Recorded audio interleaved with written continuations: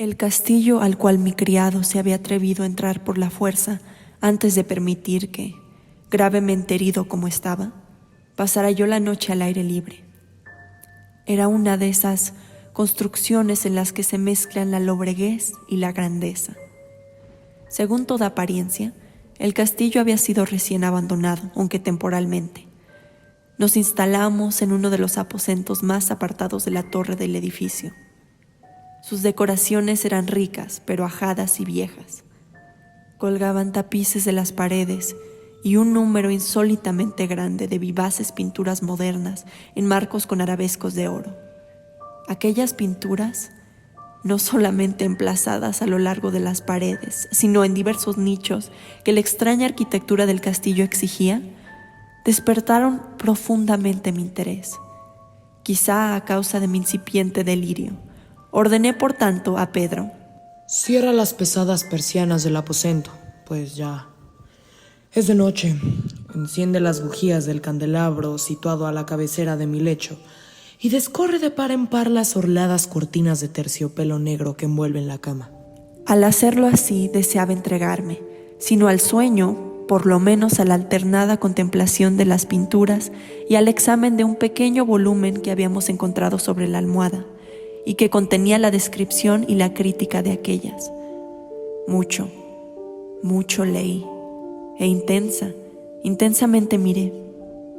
Rápidas y brillantes volaron las horas, hasta llegar la profunda medianoche. La posición del candelabro me molestaba. Alargué con dificultad la mano y lo coloqué de manera que su luz cayera directamente sobre el libro. El cambio empeoró. Produjo un efecto por completo inesperado. Los rayos de las numerosas bujías cayeron en un nicho del aposento que una de las columnas del lecho había mantenido hasta ese momento en la más profunda sombra. Pude ver así vívidamente una pintura que me había pasado inadvertida. Era el retrato de una joven que empezaba ya a ser mujer. Miré presurosamente su retrato y cerré los ojos. Al principio no alcancé a comprender por qué lo había hecho, pero mientras mis párpados continuaban cerrados, cruzó por mi mente la razón de mi conducta. Era un movimiento impulsivo a fin de ganar tiempo para pensar, para asegurarme de que mi visión no me había engañado, para calmar y someter mi fantasía antes de otra contemplación más serena y más segura. Instantes después volví a mirar fijamente la pintura. El retrato solo abarcaba la cabeza y los hombros, pintados de la manera técnicamente que se denomina vignette, y que se parecía mucho al estilo de las cabezas de Sully. Los brazos, el seno y hasta los extremos del radiante cabello se mezclaban imperceptiblemente en la vaga pero profunda sombra que formaba el fondo del retrato. El marco era oval, ricamente dorado y afiligranado en estilo morisco, pero lo que me había emocionado de manera tan súbita y vehemente no era la ejecución de la obra, ni la inmortal belleza del retrato. Inmediatamente vi que las peculiaridades del diseño de la viñeta y del marco tenían que haber repelido semejante idea, impidiendo incluso que persistiera un solo instante. Pensando intensamente en todo eso, me quedé tal vez una hora sentado, reclinado, con los ojos fijos en el retrato. Por fin satisfecho del verdadero secreto de su efecto, me dejé caer hacia atrás en el lecho. Había descubierto que el hechizo del cuadro residía en una absoluta posibilidad de vida en su expresión que, sobresaltándome al comienzo, terminó por confundirme, someterme y aterrarme. Alejada así de mi vista, la causa de mi honda agitación, busqué vivamente el volumen que se ocupaba de las pinturas y de su historia. Abriéndolo en el número que designaba el retrato oval, leí en las vagas y extrañas palabras que siguen.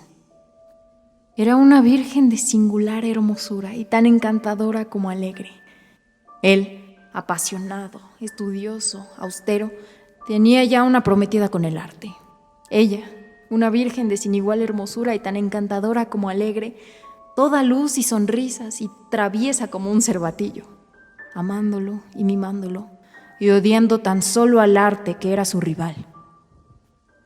Así para la dama fue cosa terrible oírle hablar al pintor de su deseo de retratarla.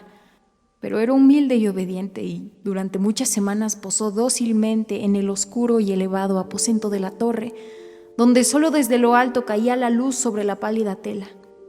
Mas él, el pintor, se glorificaba de su trabajo que avanzaba hora a hora y día a día.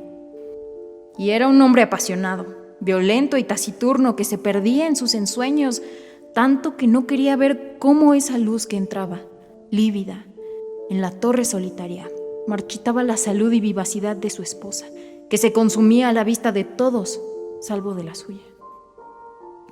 Mas ella seguía sonriendo sin exhalar queja alguna, pues veía que el pintor, cuya nombradía era alta, trabajaba con un placer fervoroso y ardiente, bregado noche y día para pintar a aquella que tanto le amaba y que, sin embargo, seguía cada vez más desanimada y débil. Pero a la larga, a medida que el trabajo se acercaba a su conclusión, nadie fue admitido ya en la torre, pues el pintor se había exaltado en el ardor de su trabajo y apenas se apartaba los ojos de la tela, ni siquiera para mirar el rostro de su esposa. Y no quería ver que los tintes que esparcían la tela eran extraídos de las mejillas de aquella mujer sentada a su lado. Y entonces la pincelada fue puesta y aplicado el matiz, y durante un momento el pintor quedó en trance frente a la obra cumplida. Pero cuando estaba mirándola, se puso pálido y tembló mientras gritaba: «¡Ciertamente esa es la vida misma!» Y se volvió de improviso para mirar a su amada. Estaba muerta.